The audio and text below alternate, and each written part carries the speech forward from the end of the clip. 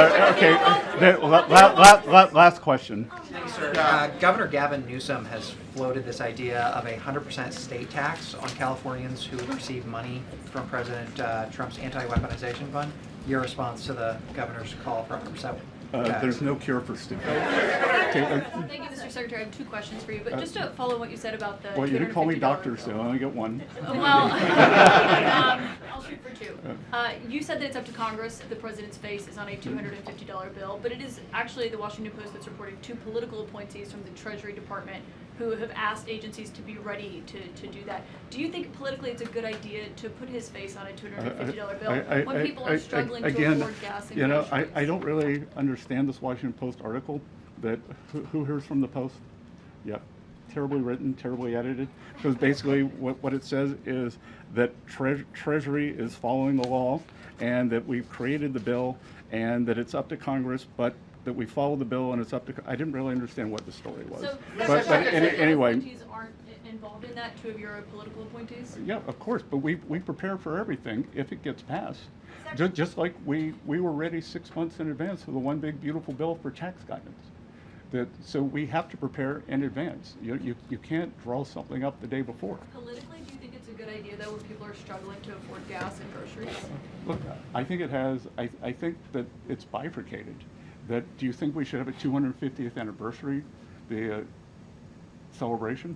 Well, that's happening anyway. But putting the president's face on a $250 bill is a choice. But Caitlin, it's not happening anyway. It's happening because it's being funded by private citizens, by the federal government, by state governments, by municipal governments to celebrate our country. And I don't think that there's anything untoward about having the President of the United States, the person who was President of the United States, on the 250th anniversary bill. On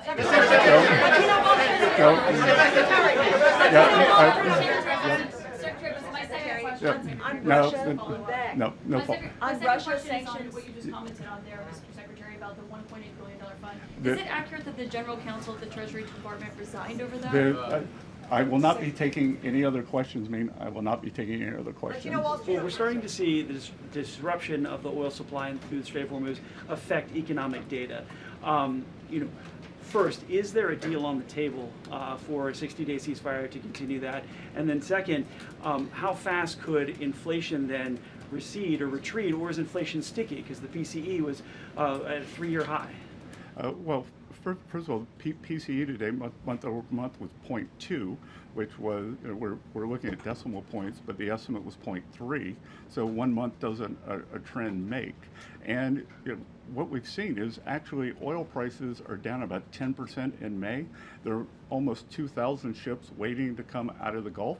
And I think the oil market is going to be very well supplied on the other side of this, and that we could see prices come down very quickly. We saw the UAE leave OPEC.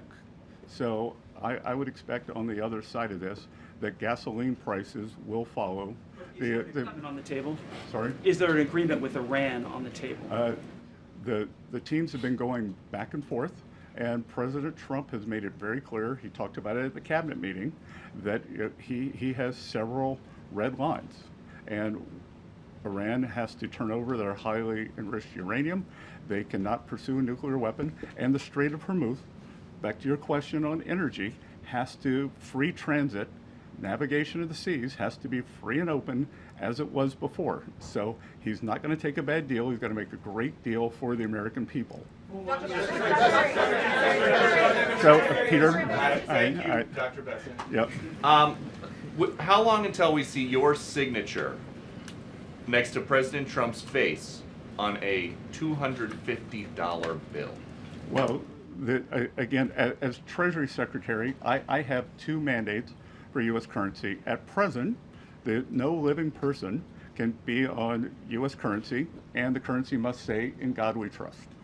So right now there is proposed legislation in front of the House, in front of the Senate, to change the first requirement so that a living person, Donald J. Trump, could be on a $250 bill. So it's all in the hands of the, it's all up on Capitol Hill. So at Treasury, we prepare things in advance. So we have prepared in advance that if the legislation is passed, but we will stick to the law.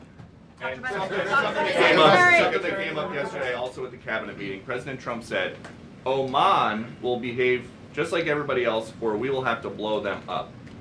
Are you guys back there in the West Wing making plans for a new war with Oman? Again, I think the president wanted to punctuate freedom of navigation in the strait. I had a call with the Omani ambassador this morning, and he assured me that there were no plans for tolling the strait. As he said, our countries have had 200 years of good relations. He wants to have another 200 more. And I told him that this was a non-starter, and he did not want to risk either the Omani individuals or Omani financial institutions getting sanctioned. Dr. Bessent. Thank you, Mr. Secretary. Is it in the U.S. interest to waive some sanctions on Iran or to unfreeze some of their assets before Iran has made concrete promises about getting rid of their nuclear program?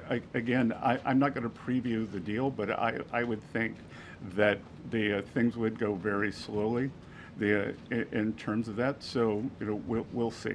Dr. Right. Just to follow up on that, because it's our understanding that the U.S. has committed to discussing the matter of sanctions relief during this negotiation period. So just to be clear, is sanctions relief for Iran on the table? Again, it is a multifaceted agreement, and nothing is going to be on the table until we see the Strait of Hormuz open and the Iranians agree that they have to turn over the highly enriched uranium and that they can't have a nuclear program. And to be clear here, that this administration, President Trump, has done something that no other administration is able to do. We have gotten the Iranians to talk about their nuclear program and to perhaps commit to not having one. That has never happened before. It had been off the table.